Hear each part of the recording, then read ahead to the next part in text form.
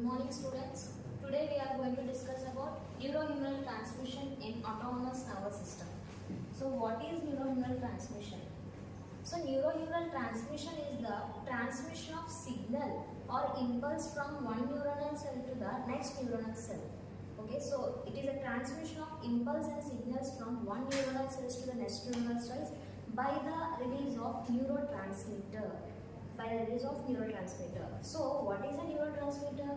Neurotransmitter is a chemical substance which is released in response to the impulse generation in the neuronal cell. So simply neurohumoral transmission is the transmission of impulse generation or transmission of signal transduction from one neuronal cell to the another neuronal cell. So first neuronal cell, the axon terminals of a first neuronal cell, we call that as presynaptic neuron, and the next neuronal cell, the which the neuro impulse is receiving, the receiving neuronal cell is called as the dendritic terminals or cell bodies, dendritic terminals of cell body of a next neuronal cell is called as postsynaptic neuron. Okay, so first the presynaptic neuron, from the presynaptic neuron, when there is a impulse generation in the first neuronal cell. So when there is an impulse generation in the first neuronal cell, there is a initially the neuronal cell is in resting state. Initially the neuronal cell is in a resting state. In the resting state, the polarity of the neuronal cell is a minus 90 MV. The polarity of a neuronal cell is minus 90 MV. So when there is an impulse conduction in the neuronal cell, so when the neuronal cell receives an external stimulus, this causes the changes in the permeability of the first neuronal cell. Changes in the permeability. So when the permeability of the neuronal cell membrane is changes, this causes the opening of sodium and calcium channels. Opening of sodium and calcium channels in the first neuronal cell. So when the the opening of calcium and sodium channels causes the influx of calcium and the sodium. So initially the neuronal cell is in resting state, which is minus 90 MV. So the sodium and calcium ions, which are positive ions, the influx of sodium and calcium ions causes the increase in the polarity of the neuronal cells. So the increase in polarity in the neuronal cell, the polarity increases until it reaches to the plus 20 MV. Polarity increases until it reaches plus 20 MV. So that stage is in that stage the neuronal cell is in a depolarization state. That is known as depolarization state. So in the depolarization state, when the cell is in depolarization state, that is in a activated state. Depolarization state means it is an activated state. So during the depolarization state, the neurotransmitters which are already synthesized in the neuronal cell get released into the synaptic cleft. So when there is an impulse transmission, impulse conduction, this causes the influx of sodium and calcium ions into the neuronal cells. This causes the neuronal cells to go into the depolarization state. So first let's talk about the steps involved in the neurohumoral transmission. So there are 5 steps in the neurohumoral transmission. First one is impulse conduction.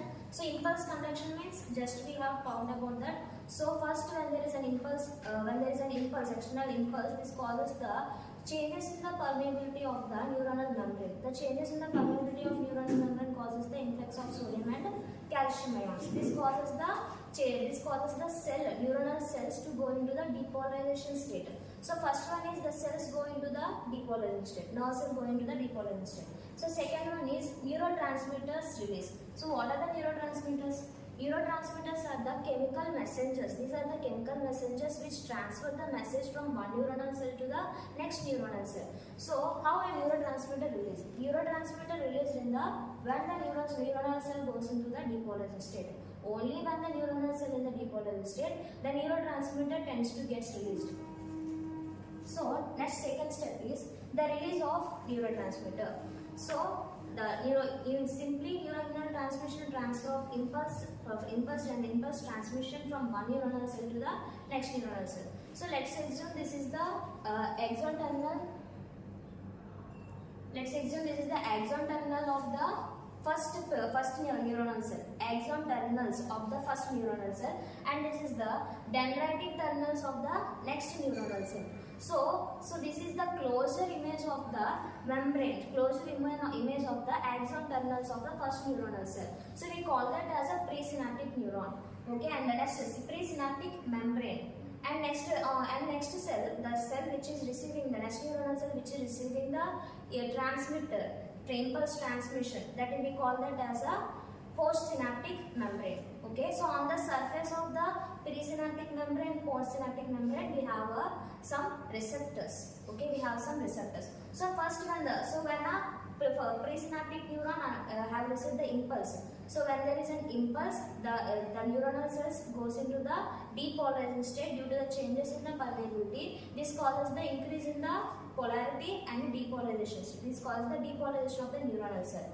So when there is a depolarization, initially in the neuronal cell, already neurotransmitters are synthesized and stored inside a specialized structure. The structure we call as synaptic vesicle. So here this is a cholinergic neuron. Since it is an autonomic nervous system, in the parasympathetic nervous system we have cholinergic neurons. So in the cholinergic neurons, the cholinergic transmitter is acetylcholine. Acetylcholine is already synthesized and stored inside the synaptic vesicle. So when there is an impulse conduction, this causes the influx of sodium and calcium. This causes the cell goes into the depolarized state.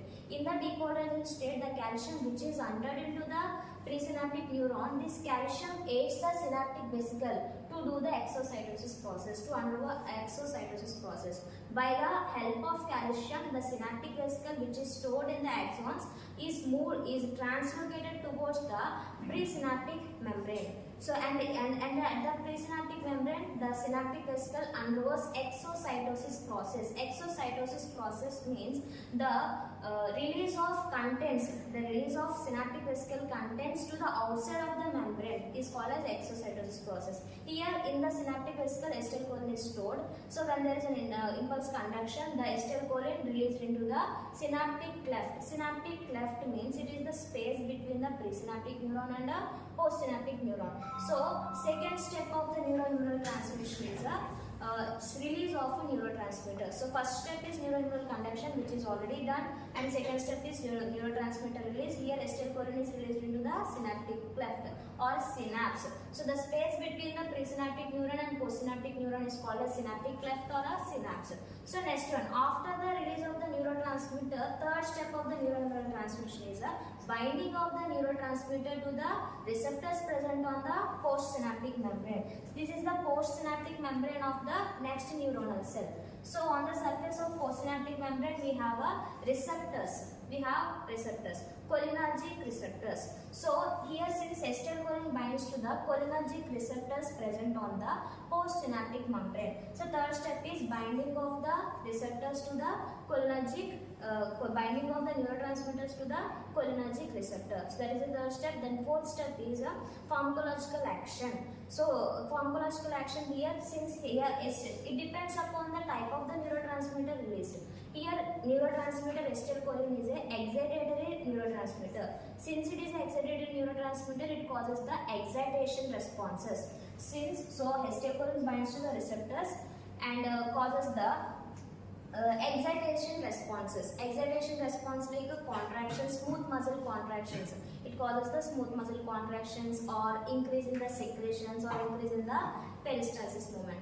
And the last step of the neurohumoral transmission is termination of the receptor. So after binding to the receptor should get detached from the receptor side and get degraded by the acetylcholinesterase enzyme present at the synaptic cleft. In the synaptic cleft, there are already enzymes present. So those enzymes are acetylcholinesterases. These acetylcholinesterases helps in the degradation of the acetylcholine at the synaptic cleft. So after showing its response, the acetylcholine is degraded by the acetylcholinesterase enzyme at the synaptic cleft itself. So okay students, this is all about the today neurohumoral transmission. In the next class we will discuss about further.